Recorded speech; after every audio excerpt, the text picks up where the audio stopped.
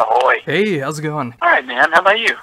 Doing great. It's great to be able to talk to you. Doing my third interview with you this time around. It's pretty cool that be able to talk about the new album, all the awesome, great stuff that you got going on in the near future. Yeah, dude, it is number 3, isn't it? It is. I was real sick for number 2, I remember. Yes, and we had a and great... Pat from the number 1. That's right. Yeah.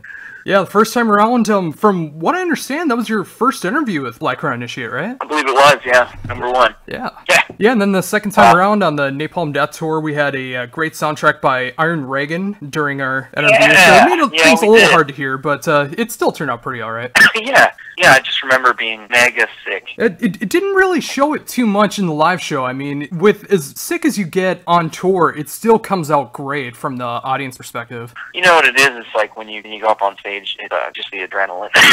A lot of times that kind of supersedes the fact you're feeling sick. Although it is hard enough to sing when you aren't sick, you know? Oh yeah, and when you're not really focusing on growling and screaming that much, and you're mainly working on clean vocals, I mean, that's going to come through if your voice isn't perfect, but still with that adrenaline, it doesn't seem like it affects it too much from the audience perspective, but, you know, that comes with the territory of going on tour and hitting different territories that you're not used to being in. You're more susceptible to getting sick. Yeah, and in the past, I used to drink a lot more on tour than I do currently, so that I got a lot sicker that way, and I started, you know, I learned a good trick to definitely take vitamins every day, especially like zinc. Zinc really helps. Yeah, zinc definitely helps. Yeah.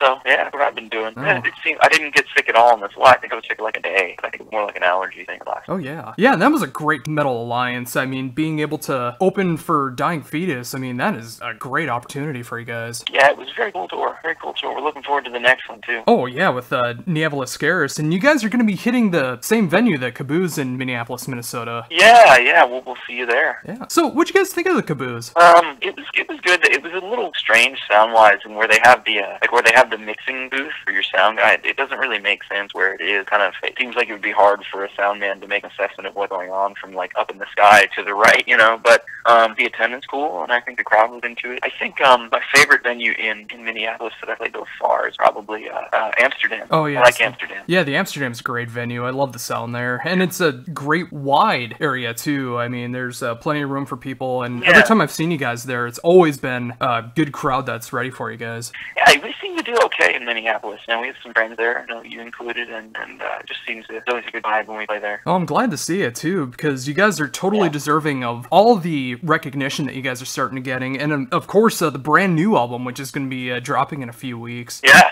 thank you, man. Yeah, not a problem. Excited for that to come out. We put a lot of work into that for sure. Oh yeah. When we talked last time, I remember you were talking about how you wanted to make the next album a lot more diverse than The Wreckage of Stars, and what I've heard from the 2 songs I've heard so far, you guys are definitely achieving that so far. Yeah, Wreckage, there was a lot. I mean, it was our first album, and I'm very proud of it, and a lot of people really loved it. And, you know, I wouldn't necessarily change anything about it, but there was stuff that, you know, you learn with every album that, you know, you want to repeat, or maybe not repeat, but you want to develop, I guess is a better word. And there's also stuff that you want to kind of leave behind. And I think we were very mindful of learning and implementing all those lessons from the first album, and in my opinion, I think we did it. I'm pretty proud of the album. Definitely the proudest I've been of anything done, which I guess you're supposed to say about your new album, but it's true. So, with only being able to hear the 2 songs released so far, and the title track just getting released just a few hours ago, how would you be able to describe the album for someone who hasn't heard it yet?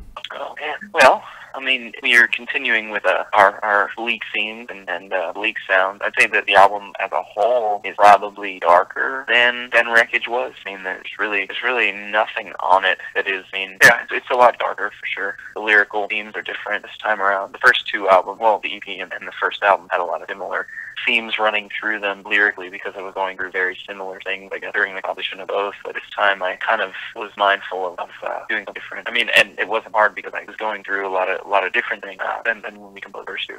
Musically, I would say, yeah, it is a lot more diverse. I would say because Rick left the band, there's a lot less. See, Rick was like an old, I mean, he was old, but he's very much into like old Rash and no death and stuff like that. I mean, I don't know, that at least that's what he wrote a lot of. I think he listened to a lot of different stuff. I know he's a big industrial guy, but There was a lot. I mean, this album was composed largely by Nick and I, which is mainly a lot of the straight up like faster thrash death metal stuff isn't necessarily there. Although there is some of that too. That we've always had that as part of our sound, but I think with Wreckage it got exaggerated a little more because of everything. But it wasn't necessarily a bad thing. It's just not there anymore. Yeah, I remember talking with you during the writing of the album, and I know there was some sadder, darker stuff that's been going on, but I'm glad to see that the band has been being able to go through it without Rick, and being able to grab Wes on guitar. That is such an accomplishment for you guys. I'm so proud that you got Wes a part of the band. Well, me too, and just playing with a musician of that caliber makes everybody better, or at least try to be better. You know, as a guitar player, it's been, you know, at first it was a little scary, but I mean, I think we complement each other pretty well, and you know, I'm happy to let him have a lot of the spotlight, because for me, the guitar, like, really more so like a tool to write. I guess I wouldn't call myself like in the like classic sense. I wouldn't call myself like an accomplished guitar player, really, or you know, even like a real guitar player. But Wes definitely. So having him in the band, like, and being able to have, you know, a legitimate soloist is very cool. And also, I can't wait to write with him. The things that he writes are really awesome. Him and Keith Merrow have an album coming out. I mean, at some point in the near future, I say that it's really, really good. I mean, I can't wait to write with him. Has he written anything yet for the band yet? He did one solo on the album, but that was it.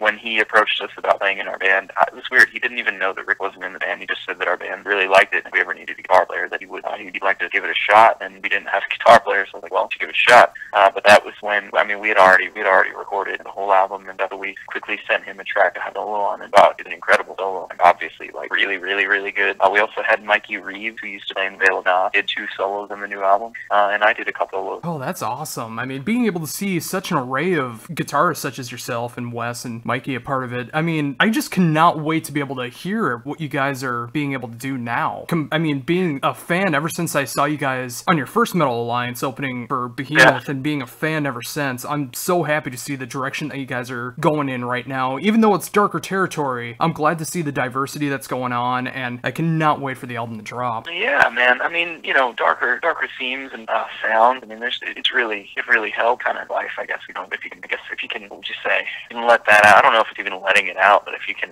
explore that, and music oftentimes helps with everyday life. Maybe you don't mentally fixate on it so much. Yeah. But yeah, I mean, in the future, like, you know, it really is. I'm really looking forward to what the future holds, because a lot of good has happened, and I'm hoping that a lot of good will continue to happen with this album and in the future. And it's already happening too. I mean, I see such a great reception for the new album, and of course with Ne Obliviscaris doing their first North American headlining tour, and you guys being able to do their first North American show, and now you're going to be opening for them on their first North American tour. That is so cool. 2 of my favorite bands going on tour together. So cool. Yeah, they're real good, man. They're real good. When we played with them in Philly, I mean, it happened really fast, because I don't know if you remember, they had the visa issue. Well, Cradle of Filth had the visa issue, so they had to like grow these shows together real quick. And we got, you know, our booking agent hit us up and was like, hey, you know, I'd really like to get you on this show and help, you know, the draw or whatever. Which I don't know if we really did, but we didn't have, you know, Rick had quit like literally the night before we found out we were going to do the show. We had 1 guitar player, it was me, and it was a really strange show for us, really awkward, because we're very much like 2 guitar band. So playing that was strange, but then watching Ne Obliviscaris, they're really, really good live. I think, you know, definitely we're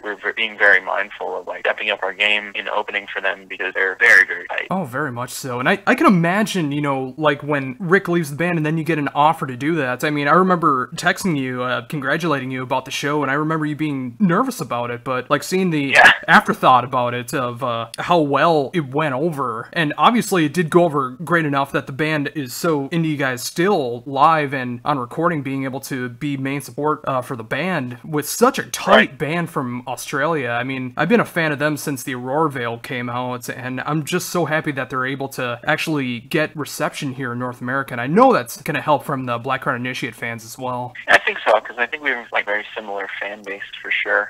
You know, very different band, but I mean, I think, you know, obviously progressive heavy metal on both sides, whatever.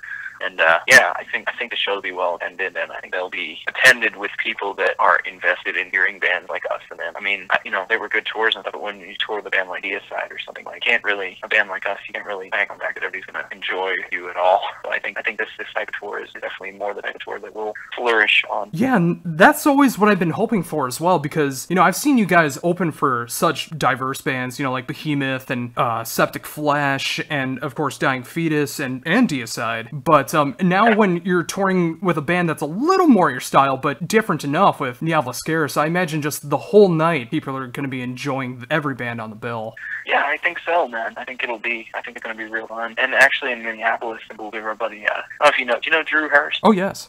Yeah, his band's opening up for us too. And he's a friend of ours from way back. I think he's known James for like, I don't know, probably over 20 years. So that'll be cool. It'll be fun. Oh, very much so. Yeah, to drink your Surly beer. Oh, Surly rules. It's some of the best beer around here. Yeah, for sure. It's some of the best beer anywhere. Oh, yes. And I'm happy to see how much they really represent metal as well, because like bands from all over, I always see like whenever there's like video interviews, I always see like Revocation, for example, always wearing like Surly shirts, and it's always just great to see because I'm just a few miles away from the Surly brewery, and it's great to see that representation of both metal bands and Surly working together. Yeah, well, I mean, Todd, I think he's the brewmaster there, something like that. Yeah. Todd Hauch, Hauch, he's a metalhead though. He always treats really, really well when we go in there. Yeah, and everything's fair. Yeah, and once a year they put on a big metal festival at the brewery. I think. Yeah, love to play it sometimes. Oh yeah, yeah. Like a couple years back, Pelican headlined, and I think the year after that, Goat Horde did, and I think Power Mad also did it one year as well. They always get like a really cool band. Yeah, they are. But yeah, I would love to see you guys in front of the brewery. I know that would be a great representation of three things I enjoy: Surly, Blackground Initiates, and Minnesota metal shows. Yeah, right? Yeah, that would be way cool. Oh, yeah. So, after you guys are done with the Ne Obliviscaris tour, what do you guys got planned for the rest of the year? We'll be home for like 3 or 4 weeks. I think more like 3 weeks, and then we're going to Europe with Born of Osiris, Veil of Maya, and Volume. Nice. And we'll be there for like a month, I think, doing like a full European run, like everywhere, and we're doing the Euroblast Festival in Germany. Oh, yes. With Animals as Leaders, Intronaut, a bunch of bands, Shining. But yeah, so we're doing that, and then we'll be home for a little while, be like a month, and then we're going to do another full U.S. tour, but that hasn't been announced yet. It's going to be cool, though. Oh, yeah. Yeah, I'll definitely be looking forward to that. We'll be busy for the rest of the year. Yeah, you'll see us again. Oh, awesome. I won't leak anything. So, I mean, but, yeah, that's cool to be able to see that you guys are touring as much as you are. I mean, I know some people complain about that, but I have a feeling, well, I've always felt that when a band has strong enough material and are able to tour as much as they can, they really should, because in 2016, that's how you're able to keep the band afloat, just being able to tour as much as possible. Well, a couple things there, yeah. In order to, I mean, you have to continuously build a fan base. The internet's obviously great for that, but, I mean, that's not, like, real. The thing, the internet is not real. People forget that. Quite a bit. The other side is that the more you are in people's faces, the more you are potentially meeting new fans. Obviously that's a great way to do it. The other side of that is in order, to be a band in 2016, your money is made through touring and merch sales, and that's really the only way to make money. So, if we're sitting at home, we're not making any money. You have to on tour, and I mean, the more tours you do, the more, another thing is, if you tour more, you eventually sell more albums, which leads to better tours. There's no point sitting at home, especially if you have an album out. The only time there is to sit at home is when you're writing and recording a new album. Yeah, it's so true. I mean, you never know which show or what person will be able to see you live, and that will get you to the next level of where you want to be for touring and exposure and getting on the better tours and making the best albums possible. If you're just sitting at home, you never get that opportunity. Sure, for sure. That's really true. I mean, there's bands that I know that put out albums and don't tour them. Well, why'd you put out an album? An album, if you're signed, an album just kind of pays the label back for the money they gave you to make an album. You're not making any of that, I guarantee. So, touring's the only way that you have a hope.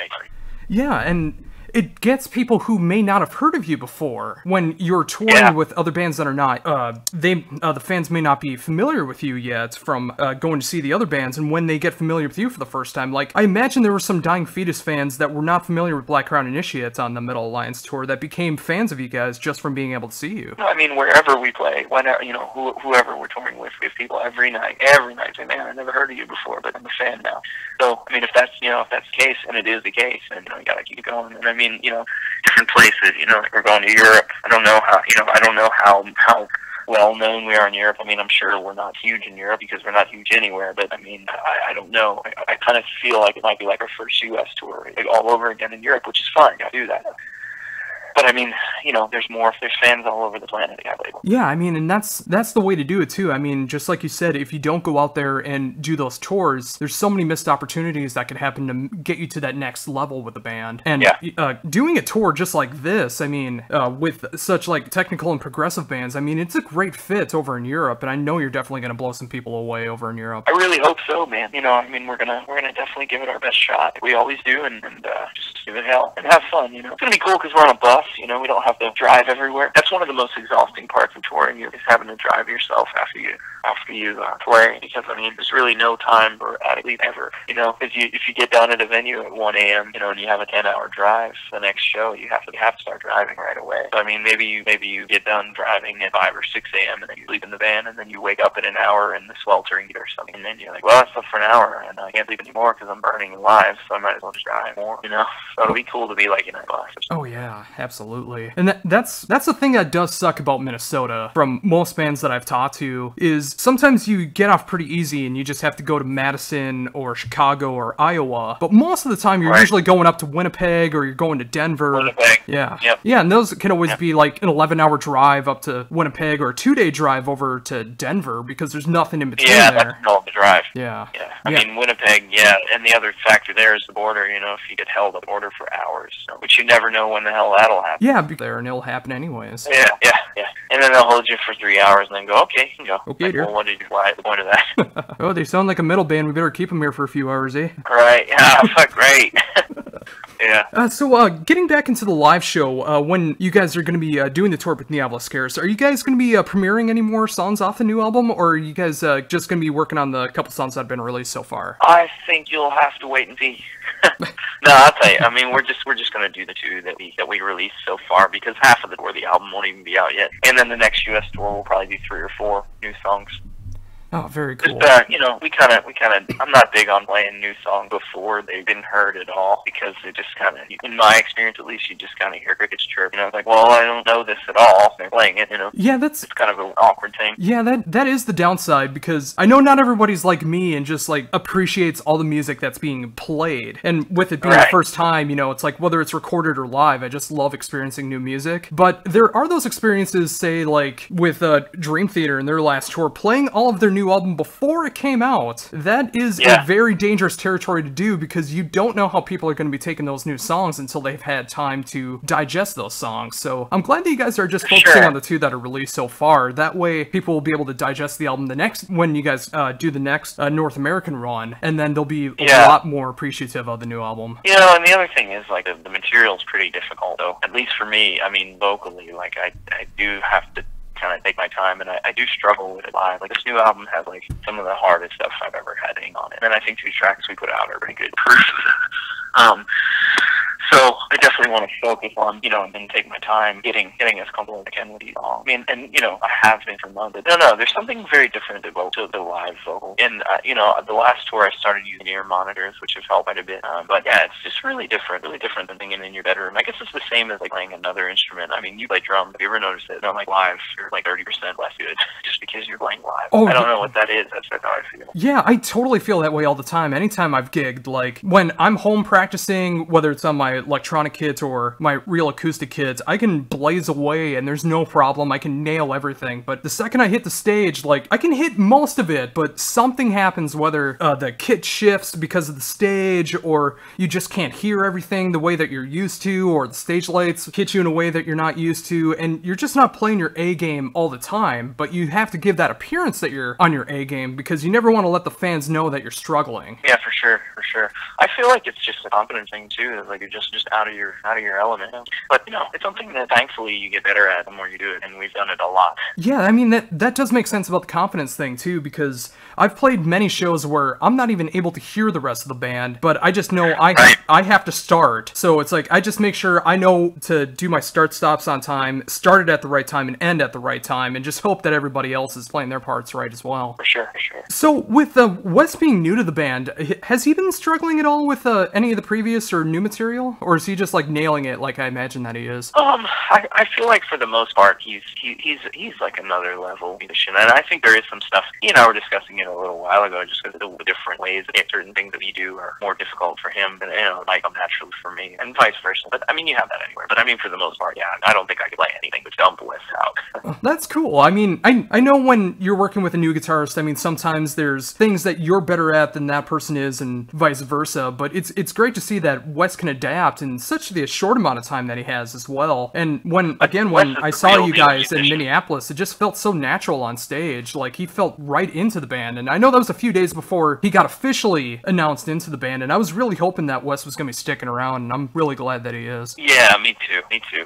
Not only is he the best guitar player I've ever played with, he's a really intelligent, fun dude to tour with. He's a good dude. So I mean, we're lucky as a band for sure. Oh, absolutely. And again, I'm glad to see that this is happening for you with the band's more of a rise in popularity with the new album, all this great touring that's going to be coming up, and soon to be announced when the next run happens after Ne Obliviscaris in North America. It's just, as a friend and a loyal fan, I'm just so happy for you guys. Thanks, man. Thanks. Yeah, it's going pretty good. Just gotta keep practicing, keep working at it, Oh, very much so. So, of course, with how busy you are, I mean, with writing a new album and touring and all the stuff going on at home, have you had any time to check out any new albums that have come out this year? I mean, to be honest with you, it's gonna sound weird, but it's true. I posted about it on social media too. I mean, the only band I really listen to at all is anymore, and I don't know why it is. I mean, it's just my favorite band. It's a band that like really does it for me in every way. So I don't really search out new stuff. There's a band called Sigur Rós or Sigur Rós. Oh yes. Iceland, and I really just, to be honest with you, I listen to something from their catalog pretty much whenever I listen, which is weird, I know, but it's true. As far as new stuff, I don't really.